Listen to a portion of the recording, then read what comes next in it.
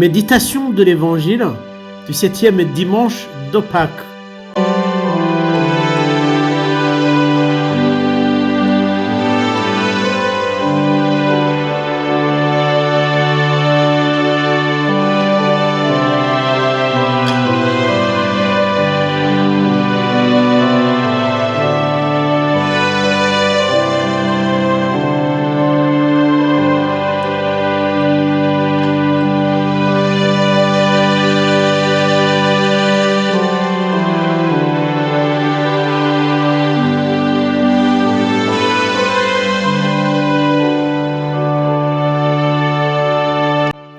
Bonne méditation.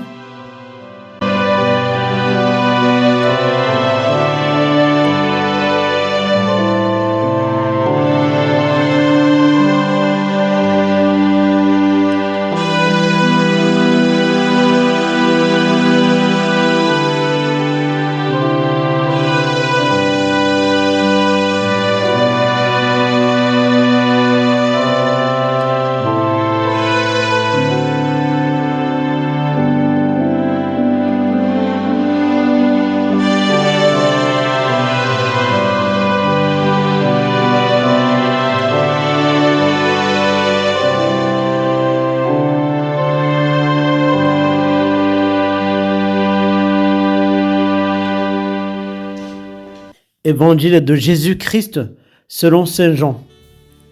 En ce temps-là, Jésus leva les yeux au ciel et dit : Père, l'heure est venue. Glorifie ton Fils, afin que le Fils te glorifie.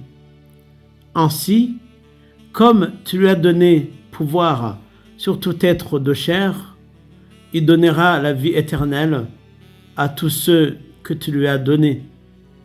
Or, la vie éternelle, c'est qu'ils te connaissent, toi le seul vrai Dieu, et celui que tu as envoyé, Jésus-Christ.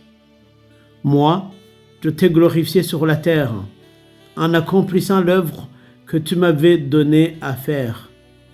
Et maintenant, glorifie-moi auprès de toi, Père, de la gloire que j'avais auprès de toi, avant que le monde existe.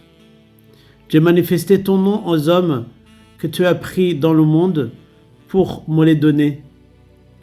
Ils étaient à toi, tu me les as donnés, et ils ont gardé ta parole.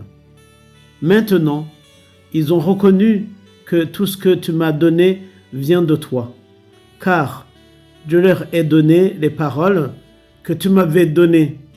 Ils les ont reçues, ils ont vraiment reconnu que je suis sorti de toi, et ils ont cru que tu m'as envoyé.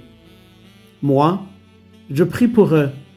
Ce n'est pas pour le monde que je prie, mais pour ceux que tu m'as donnés, car ils sont à toi. Tout ce qui est à moi est à toi, et ce qui est à toi est à moi. Et je me suis glorifié en eux. Désormais, je ne suis plus dans le monde, eux ils sont dans le monde, et moi, je viens vers toi. Acclamons la parole de Dieu. Louange à toi, Seigneur Jésus. Chers amis de notre chaîne, bonjour et bienvenue dans notre méditation de l'Évangile de ce dimanche. Après la célébration de l'Ascension du Seigneur, pour ceux qui l'ont vécu jeudi dernier, parce qu'il y en a qui célèbrent l'Ascension ce dimanche, une nouvelle étape s'ouvre dans la vie des disciples. Le mode de présence de Jésus change profondément. Sa présence n'est plus visible ni physique comme auparavant. Elle devient désormais spirituelle, intérieure et universelle. C'est dans ce contexte que les apôtres se retrouvent au Cénacle, que l'Évangile a appelé la chambre haute, réunis dans une prière persévérante, dans l'attente de la venue du Saint-Esprit. L'Écriture précise que certaines femmes étaient avec eux, ainsi que Marie, la mère de Jésus. L'Église naissante apprend déjà à vivre de la communion de l'espérance et de la prière. Nous aussi, en cette période de la neuvaine de la Pentecôte, nous nous associons à cette attente spirituelle. Comme les disciples, nous vivons parfois des moments de transition, d'incertitude, ou même d'inquiétude. Jésus semble absent, le monde change et l'avenir paraît fragile. Pourtant, au cœur de cette attente, Dieu prépare une transformation profonde. Par la force de la prière et de l'unité fraternelle, les apôtres ne cèdent pas à la peur. Ils comprennent peu à peu que le Christ, glorifié auprès du Père, continue son œuvre de salut. Lui qui a accompli sa mission terrestre ouvre désormais à l'humanité le chemin de la vie éternelle, comme le disait le pape Jean-Paul II. N'ayez pas peur, ouvrez toutes grandes les portes au Christ. La vie éternelle promise par Jésus n'est pas seulement une réalité future, elle commence déjà ici-bas, dans la vie de foi, d'amour, de communion avec Dieu. Ce que nous vivons aujourd'hui prépare ce que nous serons demain auprès du Seigneur. Cependant, la gloire de Dieu ne ressemble pas à la gloire du monde.